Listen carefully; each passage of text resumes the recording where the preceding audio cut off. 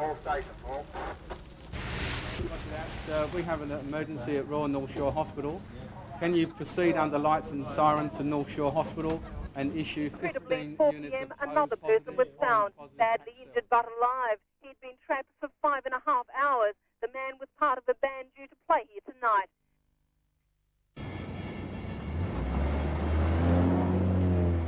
I'm the Red Cross blood bank driver.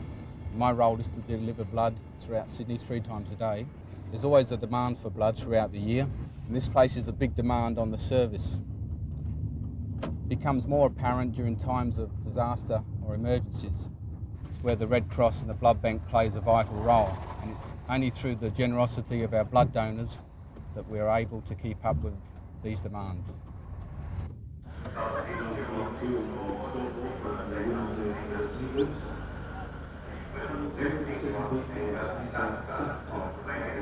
We are the Voluntary Aid Service Corps. We have between 500 and 600 volunteers, all highly trained and covering sporting fixtures throughout the state. During the bushfires, our VAs were helping the police. We helped the bushfire brigades up there. We helped the ambulance. We filled in wherever we were needed. Our primary role is first aid. Well, there was our senior first aid course, which is 20 hours including your exam. From there, it's ongoing training on the field with a more experienced person working with you at all times. And we've had the sports trainer courses where we learn sports medicine, soft tissue injury, further assessment of injuries, spinal injuries. From there we've gone on to taping. We have taping courses within our sports trainer. Sprains, strains, head injuries, fractures, dislocations, spinal injuries, heart conditions, hypothermia, heat exhaustion, you name it. We've done just about everything. In a disaster, often it's a search for information. We find out our information, where we have to go, what we have to do, what we're going to need, and sort of what's happening when we get there. If we know that in advance, it helps to ease a lot of the butterflies, and we're ready to go when we get there.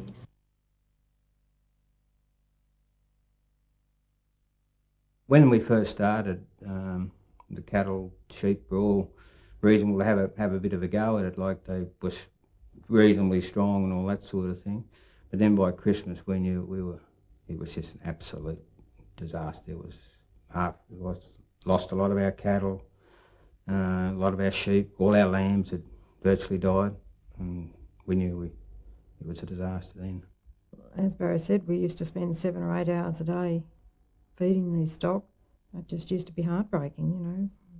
Many a day we'd come home in tears, and I could see how it was eating away at Barry, and I used to have to try and be strong and keep up a bit of a happy face when we got back home here, at least, to try and keep us a bit sane, I guess. I was miserable enough anyway most of the time, but it just, I suppose Gay coped with it better than I did. You know, I expect another drought. It's just part of the game, but not to have the stock die and all that like they did in '94. I couldn't cope with that again. As soon as it rains, it's not over. You know, the aftermath of it just goes on. Well, we reckon it'll go on for 5 years here before we can build our herd of cows and our flock of sheep back up to what we had before. We're back to where we were 15, 16 years ago. The Red Cross, they came out here one day, and it's not that the food parcels were appreciated. It was the fact that the Pauline and Nancy Landers were the 2 ladies that came out, and just to sit down and have a yarn to them, that was probably that was worth a lot to Gay and I, apart from the food parcels. Working in a rural community, it has a lot of advantages because we are very close. We get to know people much more than what you would if you're in the city. And of course we've had the great impact of these droughts just recently, and it's been very hard to judge how that has impacted on the community because people are very proud and they don't really like to let you know what's happening behind their door. And it's been very good. We were able to take part in the parcel drop in our area because we had trouble getting the mail contractors to do it. So our members went out and actually delivered a lot of the parcels themselves. No one knows what another person feels in a time of drought. It just goes on for so long and you feel so helpless, and I think a lot of people did receive comfort from getting those parcels. Well, I think it's really important that the State Disaster Welfare Committee has been able to send the information and decide who was doing what in this support role. But I think it's really important that we don't go duplicating services, that we work in an organised fashion so that everyone knows where the support's coming from. And I think that's been one of the differences in the last couple of years, is the fact that there has been networking, coordination, and I think discussion amongst the different players, I suppose, in providing support so that we get a well-rounded support system. The State Disaster Welfare Plan was created to coordinate and organise responses after a disaster so that all the services involved are coordinated and people's needs are met. And under the plan, it's Red Cross's responsibility to ensure that personal support is available to anyone who's been affected by the disaster. Also there at the evacuation centre, you're going to have your disaster victim registration form. I'm young. I think I've got plenty to offer. I did my nursing training, which I haven't found full-time employment here as a nurse, so this is another extension of it. And because we're relatively new to town, my husband and I thought this would be a great way to meet people and become involved with the community as such. And it's unbelievable the strengths that come from just a common person. You know, you pick anyone out of the audience and they have a strength that's needed, and to carry this thing through. And we're all together, each one of us has got something to contribute. People have just got stuff inside them that needs bringing out. And look at the people we've got here this evening, 42 people. So here we've got a committed community. But of course, we've been through, most of these people here have been through about 3 or 4 floods in the last 15 to 20 years. If not, what I'll do... State Inquiry Centre, Louise Baer. My aunt is located in the bushfire zone, and I was wondering if you could tell me whether she's been evacuated or not. As soon as we have any information, we'll call you back, but it may be a matter of hours or even tomorrow before you get any information. We operate 60 telephone lines, 40 incoming, 20 outgoing, where friends or relatives of people involved or caught up in the disaster can ring a particular number, usually a 008 free number, and ask for any information in relation to the whereabouts of these people.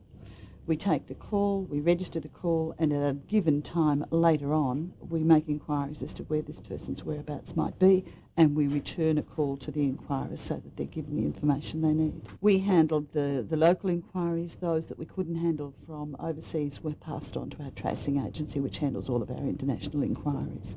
At the end of the day, those people whom we had not been able to track down went onto the New South Wales missing persons files.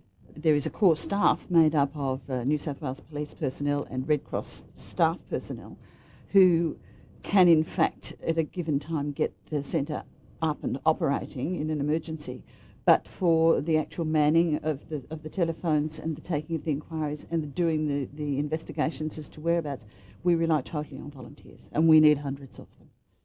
A severe storm in Murrurundi in the Upper Hunter caused the Pages River to burst its banks. The result, flash flooding throughout the region. The force of the flood uprooted the local... And I come inside to do something, and the water just flew past me, just beat me into the house. Just was that really up to my knees, up to my knees, yep. Just knocked the garbage bins over, all the pot plants, and just followed me through. And all I could do was open the front door. It was so quick, it was so dirty. It was frightening. It was just awful.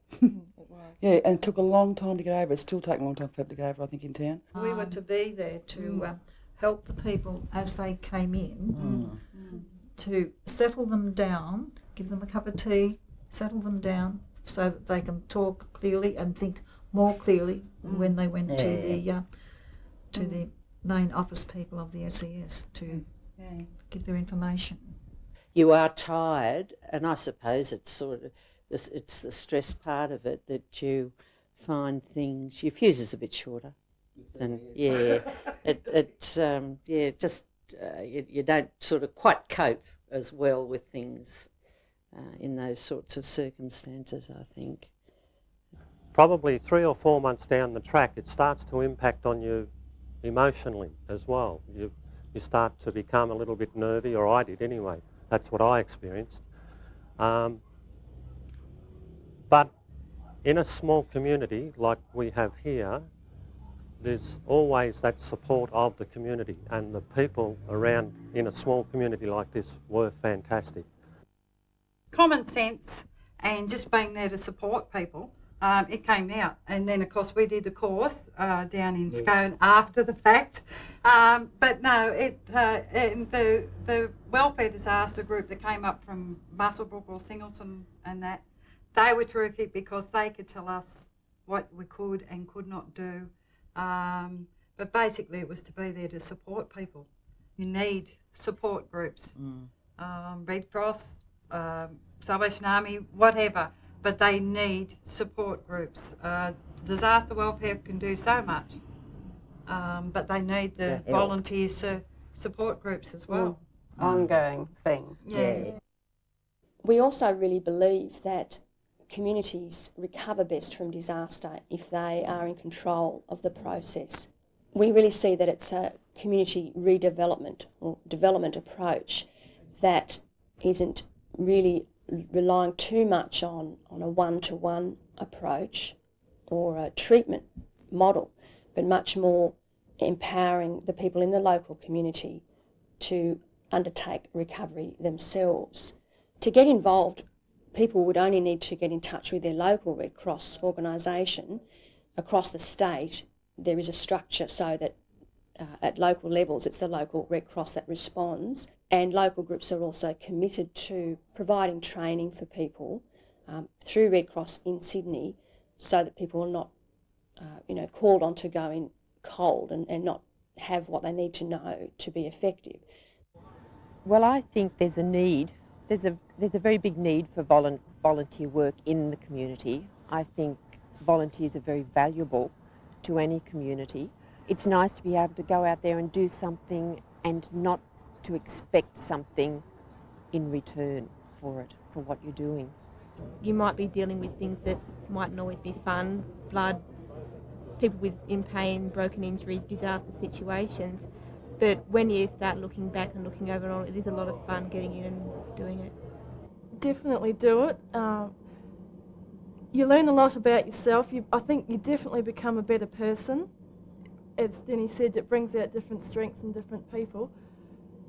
But yeah, great satisfaction.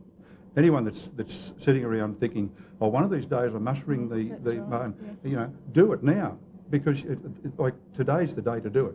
Don't wait 10 years' time because you'll be doing something else. Get into it and do it.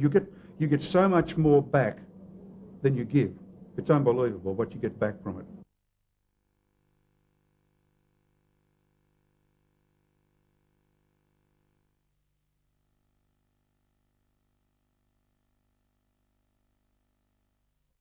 Central Railway in George Street, mate. Roger that. We have a possible emergency at Mascot Airport. Roger so far? Just so far receiving.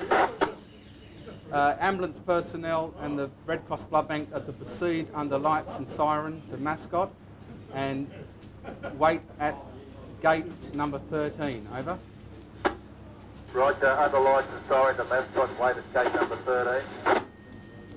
You will be instructed from that location and directed to different parts of the runway and wait further instructions.